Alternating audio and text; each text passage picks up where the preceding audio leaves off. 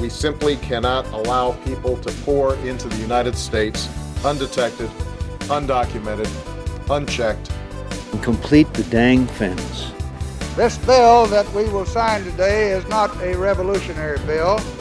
Cast down your bucket where you are. We come from France. And I am, adamantly against illegal immigrants. They're coming in by the thousands, just unbelievable. A wall is an immorality. Who are you rooting for? Those masters of the universe are at it again. You maniac! You blew it up! Welcome to Parsing Immigration Policy. This is Mark Percorian, Executive Director of the Center.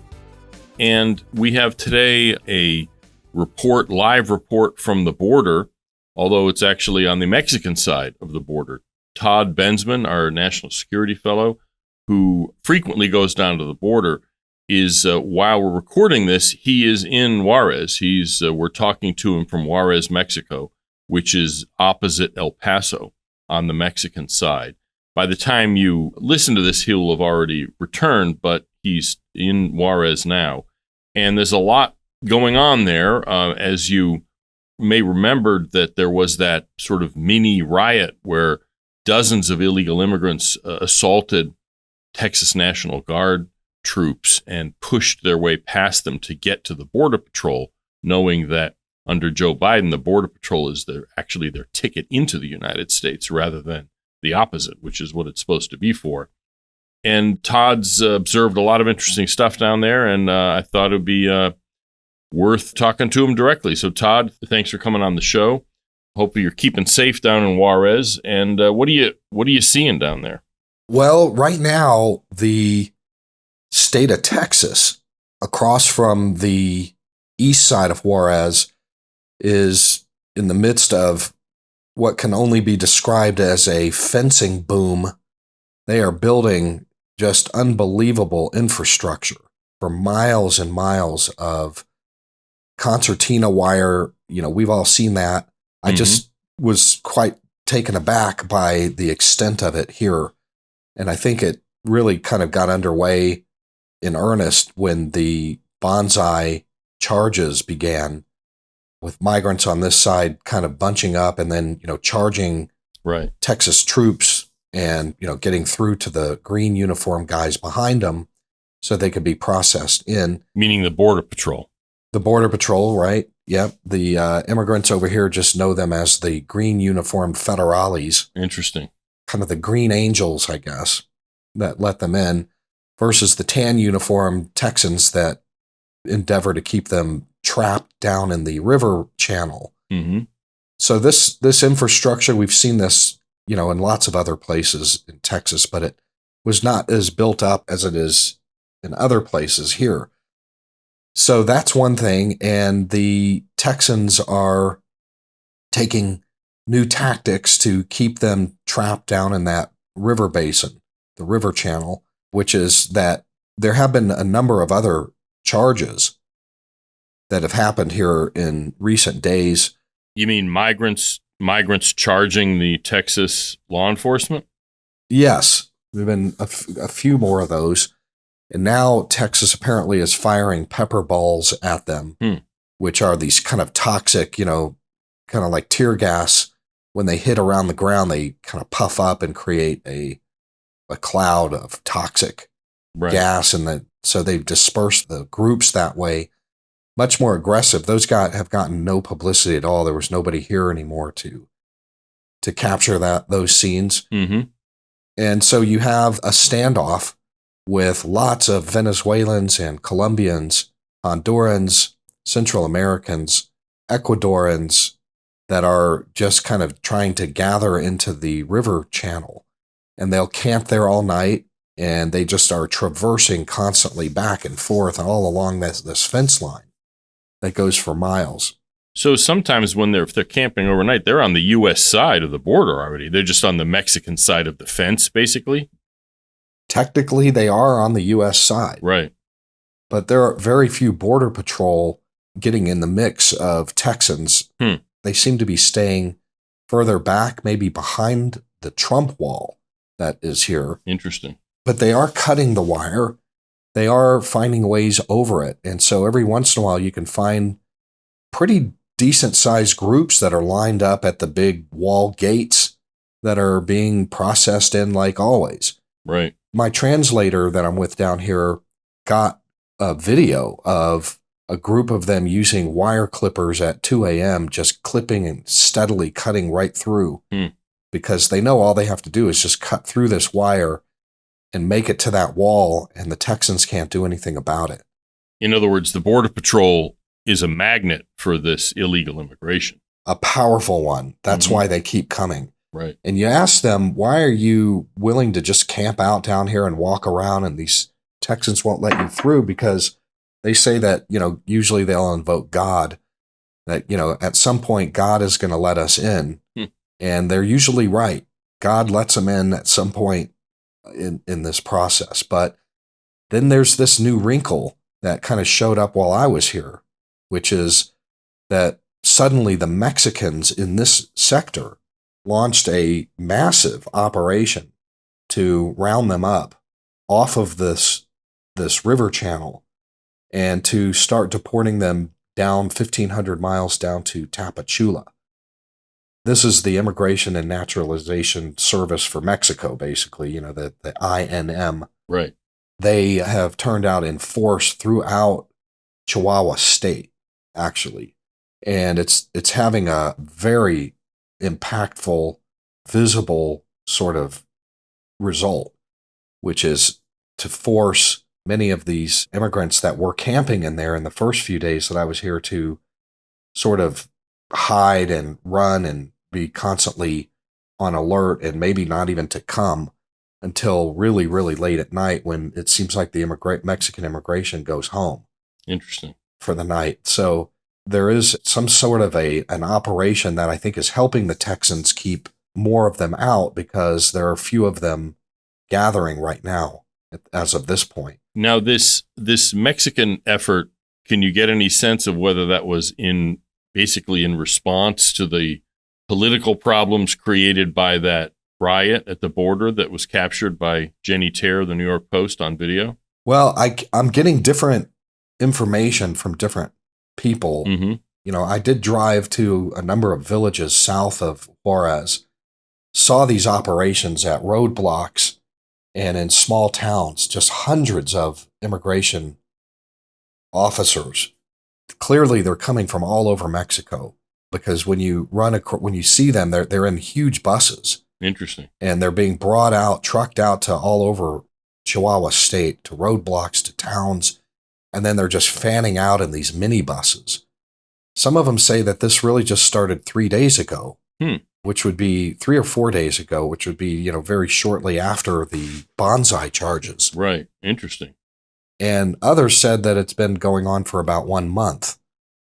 So I think that maybe they started planning it a while ago. They have had this going on since about Christmas in other areas of northern Mexico across from the Texans. They were doing some of it in Juarez, but not as much as in other places. Right. And then when Juarez began to kick up, it seems like maybe the Mexicans decided, well, we'll expand our operations over there. And remember, this is all part of this deal with Biden. Right. We saw the Mexican president say, give me $20 billion and this is what I can do for you. If you don't give me the $20 billion, maybe I'll stop doing this for you. And it looks terrible for your election campaign, images like that, and we'll put Trump in office if you don't give us the 20. Although the interesting thing is this was a 60 Minutes interview that the Mexican president gave, where he was asked, so what happens if you don't get, your demands? And he said, well, the migration will continue. It really was a kind of extortion demand. On the other hand, it's also in Mexico's interest that Biden get reelected. And so it seems to me that the Biden White House has some negotiating leverage here, because while the Mexicans can say, look, do what we want, or, it's a nice administration you got there. Shame if anything happened to it. On the other hand, if Trump gets in, Mexicans may not be all that wild about that result either, frankly. Yeah, but one footnote to that is that, Obrador is out of office himself, and right. He's not the one who's going to have to contend with Donald Trump. So he's being pretty selfless here for his successors. Right. And for anybody who might think that, well, there's a different interpretation to what he said, remember that the 60 Minutes interviewer followed up immediately with, well, this sounds like blackmail, what you're talking about here. Mm-hmm. And he said, I just say what I think and what I feel, and I'm unapologetic about it. Like, he didn't deny it at all. Yeah, it's one of those things like, it. well, blackmail is such an ugly word. You know? Right. Interesting. So you and I were elsewhere on the Texas-Mexico border a month or two ago in Eagle Pass and Del Rio on the Texas side. But on the Mexican side, there was the Mexican army seemed to be pretty involved in trying to disrupt the flow there. Have you seen any army presence around Juarez, or is it all their civilian immigration agents? No, there's a healthy mix of National Guard here, Right. which are the federal troops. Right. Not regular army like we saw in Piedras Negras across from Eagle Pass. And we interviewed those officers and troops when we were over there. Here, Mexican immigration agents are not armed. They don't have a whole lot of clout when they say to an immigrant, get in the van. Interesting. Because what I'm seeing often is the immigrants just say, no, I'm not getting in the van. And then they're just like, there's this sort of pregnant, embarrassing pause, and nothing happens. Presumably they've been coached by the smugglers, you know, who know what tell them what they can do and what they can't get away with. An example of that is, I was in the riverbank, in the river channel across from all the Texas wire, and Mexican immigration guys went there without the troops. They drove down in a big hurry. They leaped out and everybody scattered. A bunch of immigrants went running. And they caught up with this one woman and her husband who had decided to sink themselves into the middle of a puddle of water.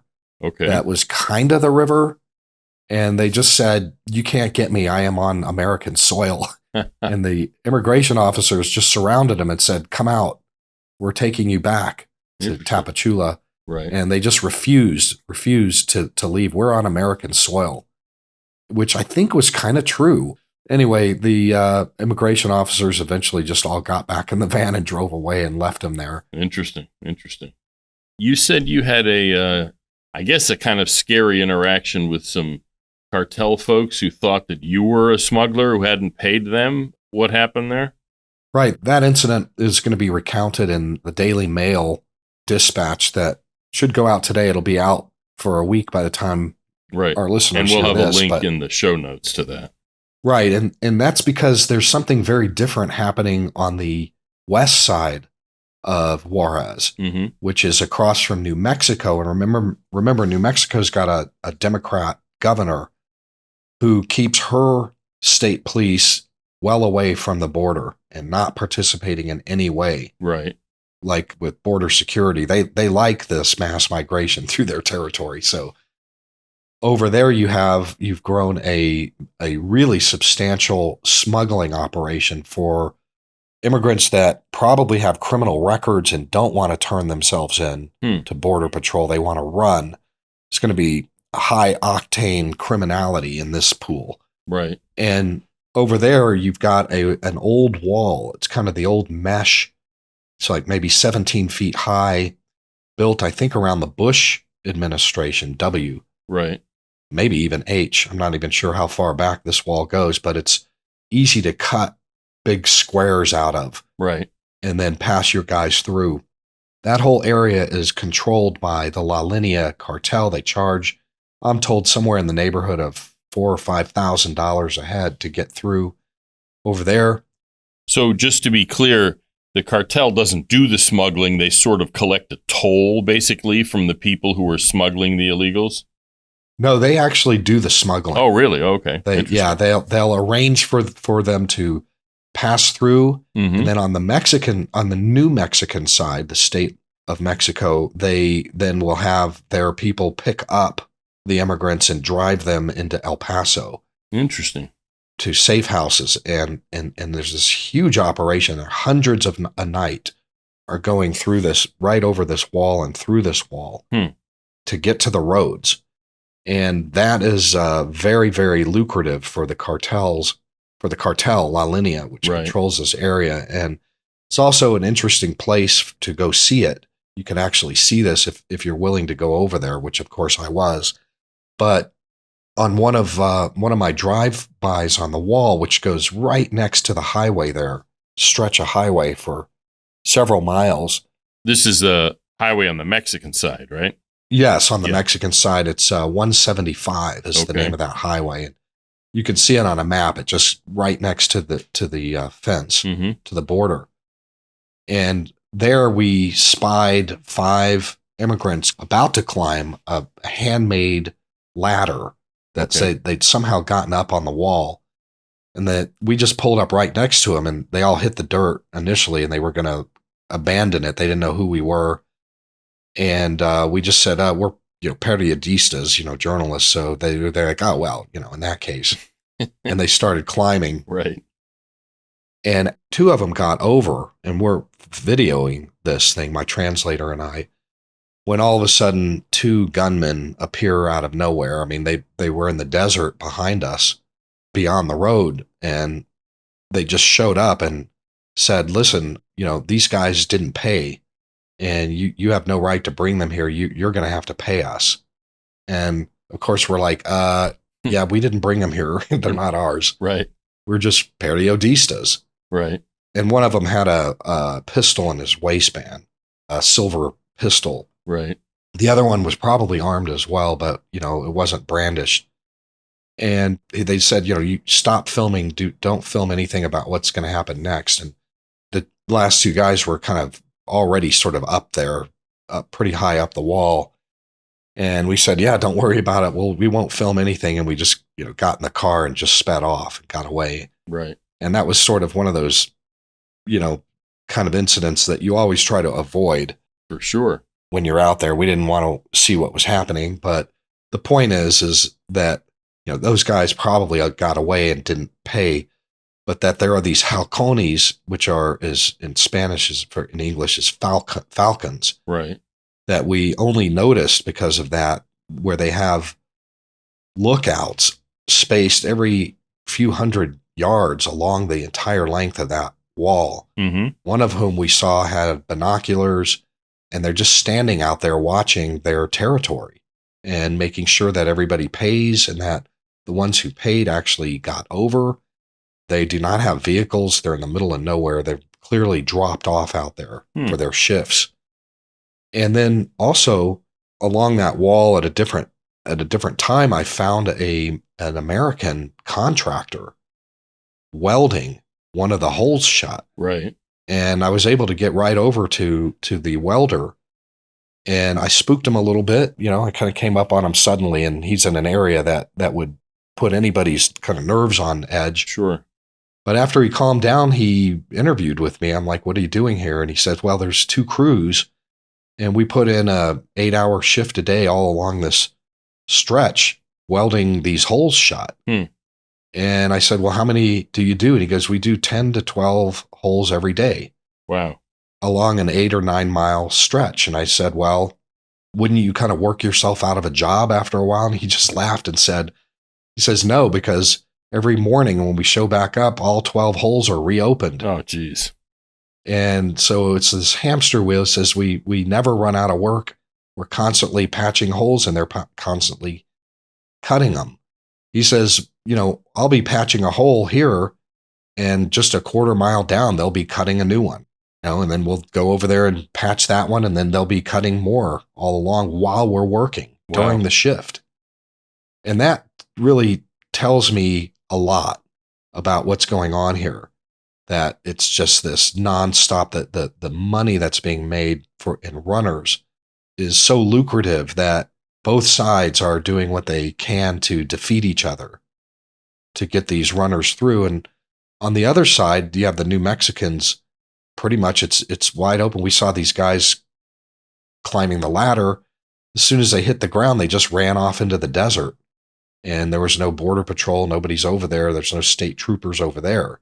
But what is happening is when they do reach a road or a highway and get picked up, they go typically toward El Paso, which is Greg Abbott's territory. Okay. Yeah, but they're past the border at that point, right? In other words, Texas isn't hardening its border with New Mexico, is it? Well, yes and no. One is they can't block them there, obviously. However, they are doing a major operation. They call them swarm operations in response to this running epidemic, which entails catching the vehicles and the drivers of these vehicles. And when they do, they put them in jail and charge them with one of the new kind of enhanced violations of one of the new laws for smuggling, human smuggling. And it's really multi-layered. They have high-flying aircraft, low-flying aircraft for intelligence to catch wind of one of these guys coming.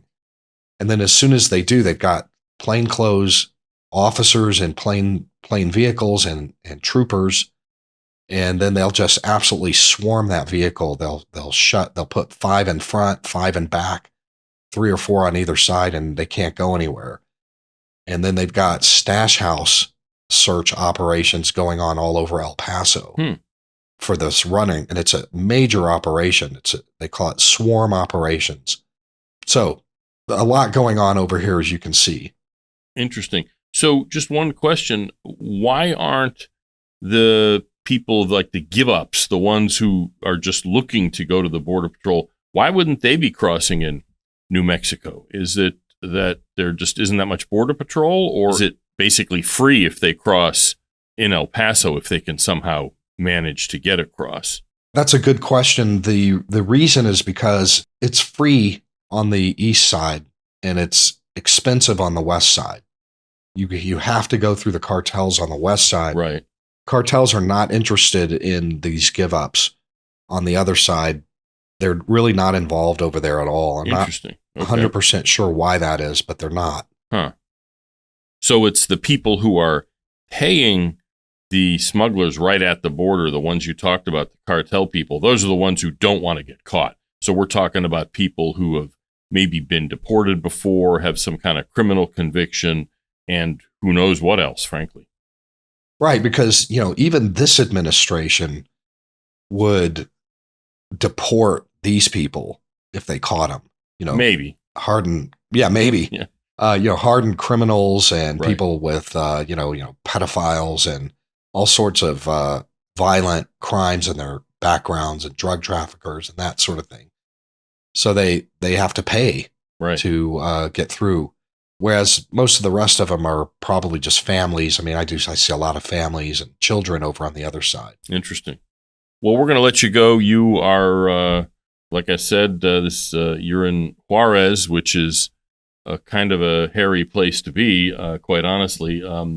And so when you come back, in other words, how long will you have been there once you leave?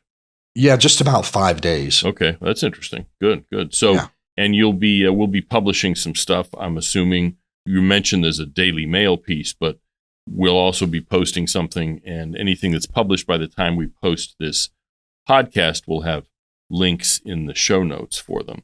So thank you, Todd, and keep safe, and talk to you from the next time you do one of these daring border trips. Thanks for having me. And finally, there was yet another indication this week that the administration may actually do something about the border, some kind of dramatic announcement. This has been floated over and over again. It's almost like the joke during the Trump administration about Infrastructure Week. They kept saying this week is going to be Infrastructure Week, and they're going to talk about it, and apparently it never happened. Well, Border Control Week seems to be a theme that the Biden administration talks about but never actually does. So what happened is this week, President Biden himself actually gave an interview to the Spanish language network Univision, and he said that they were likely to announce some kind of dramatic measure to limit the number of so-called asylum seekers crossing the southern border. The president has always had this authority. We've made this point repeatedly. This is just to get kind of granular about it. It's Section 212F of the Immigration and Nationality Act says that the president can keep out any person or any class of persons whose admission would be detrimental to U.S. national interests. The president has always had this power. President Trump used it repeatedly, and the Supreme Court has upheld it and says, look, it's just in black and white. Congress has given the president this authority.